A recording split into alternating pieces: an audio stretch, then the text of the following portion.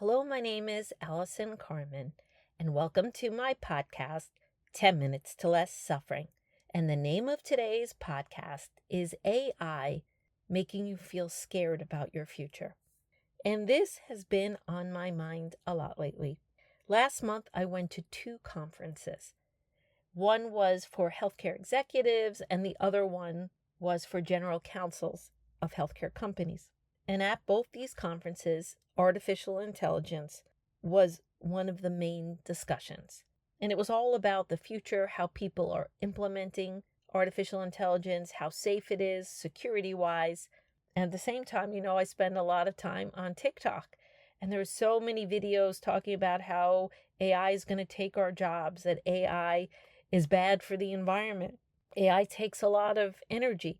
All I know is that after a month of looking at AI, hearing about AI, I kind of felt a little helpless and out of control. Like there was something that was taking over that made me feel stressed and uncertain and negative about the future. And so as I'm having these feelings, I actually had to stop myself and really think about what was really happening. And the truth about what's happening is that the story about AI, the story about the future, what it's really doing is it's taking our power away from us. And it's making it like we don't have choice, that something's happening to us. And it really made me reframe the conversation, reframe my position, reframe my thoughts. And possibly you're having the same feeling, like somebody's out to take your job, that there's this sophistication, computer intelligence that's ruining the environment, or maybe you're embracing it. Whatever it might be, a lot of people are feeling nervous and unsafe. And then what's happening is then people are feeling desperate and they're going on and they're trying to find technology and they're thinking they need to use it more than they should. But really the most important thing we need to do is first reframe how we're feeling internally. And remember, just because you're reframing your internal perspective, it doesn't mean that what's happening in the outside world is not real. It doesn't mean you're going to be able to close your eyes and wish it away. But how you shore yourself up and your perspective and where you put your power will make all the difference as you are making decisions, as you are deciding your mindset every day and your outlook for the future. And so that's what happened to me immediately when I sensed this fear, this lack of control, this feeling of negativity towards tomorrow, which I rarely get to that place now with all my practices. And so the first thing I did is I said, who is in control of my daily power, of my daily perspective, and my outlook on the future? And that is me. And I am not going to give it away for free, and I'm not going to give it away for a story that someone else is telling me. And I hope you do the same. Hope you realize that every day we have a choice whether we're going to have community or not. Every day we have a choice of the technology that we're going to use. Every day we have opportunities that are infinite because the future is unknown. And if we're going to let someone sell us this negative future, this future where we have no relevance, then we will experience that in the moment. Isn't that interesting that today you could have relevance, but the story of the fact that your job will become obsolete makes you feel obsolete right now? And how could that be? How could all of us be here with purpose and path and meaning, and someone else take that from us? Our right to be here, our soul's purpose. If we really start to believe that, then life becomes meaningless. Then we become meaningless. And so it's so important that we hold our personal power every day, our right to feel how we choose to feel, and our right to sit in the moment and know that nobody knows the future, that uncertainty is our best friend, because if we want our lives to change, it has to happen in the unknown.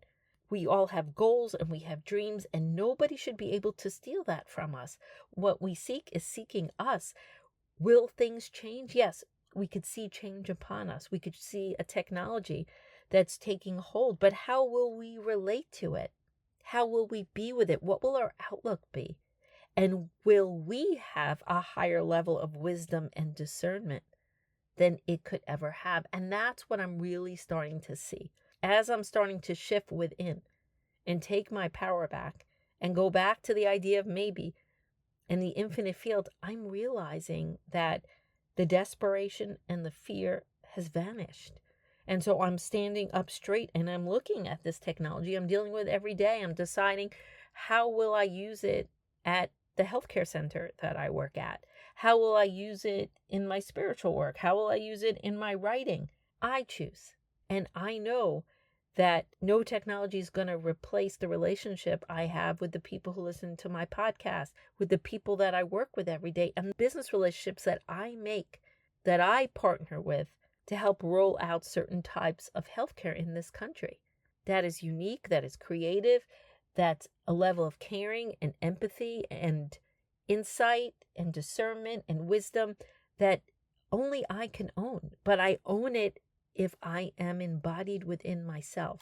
I own it if I am connected to my wisdom and my discernment, which means I hold my power. I hold what I believe is true. Do I look what's around me? Yes. Are there compromises? Sometimes. But the future is an unlimited field of possibilities. And I have maybe, and you have maybe, and nobody gets to take that from you. So how can we do this? The first thing is you have to see when you're starting to feel powerless. You have to see when everyone's saying there's technology, it's going to take your job, it's going to make the world bad, it's going to mess up the environment. The first thing you have to do is you have to ground yourself. You have to come back to this moment. Where are you in this moment? Do you have a job in this moment? Do you have know-how in this moment? Does life have maybe? Remember, it is so important as you're grounding yourself, the fear statements. AI is going to take over my job. AI is going to make the world worse. AI is going to put me out of business. And then you ask yourself, am I absolutely certain that thought's true? No, you cannot know for certain anything is true. What else is there?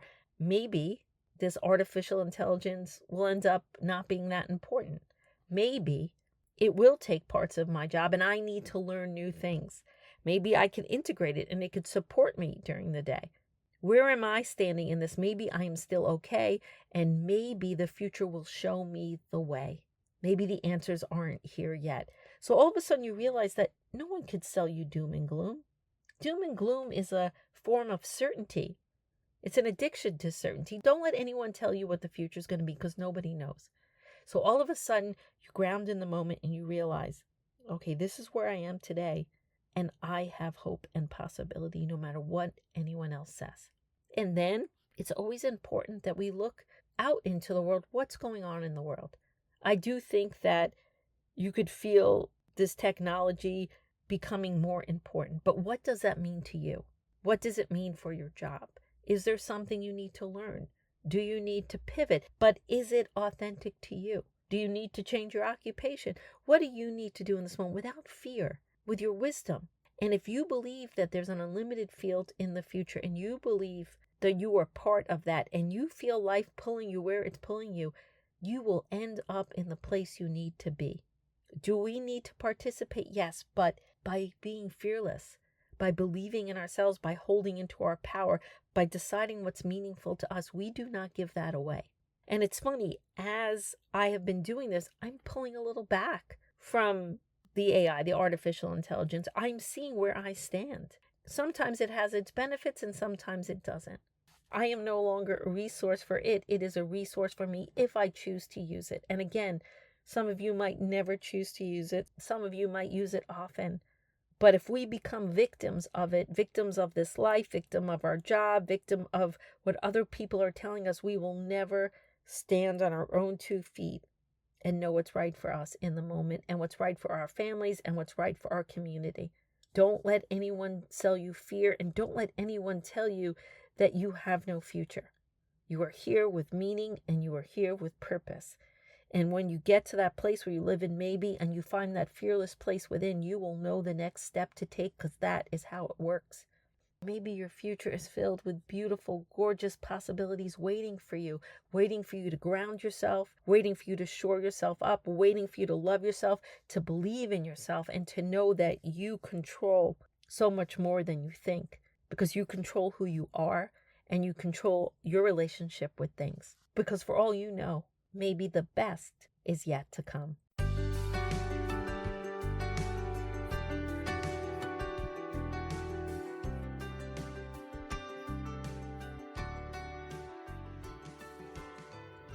Thank you for listening to this podcast today. If you'd like to get in touch with me, you could email me at allison@allisoncarmen.com. If you'd like to buy my books, The Gift of Maybe, A Year Without Men, Maybe Everything's Okay, A Parent's Guide to Less Stress and Worry, they're available at all major bookstores and online retailers. If you'd like to buy my Maybe cards, they are back on Amazon, or you can buy them on Etsy and my Stan store with my digital journal. And most of all, if you like this podcast, I hope you subscribe and leave a comment.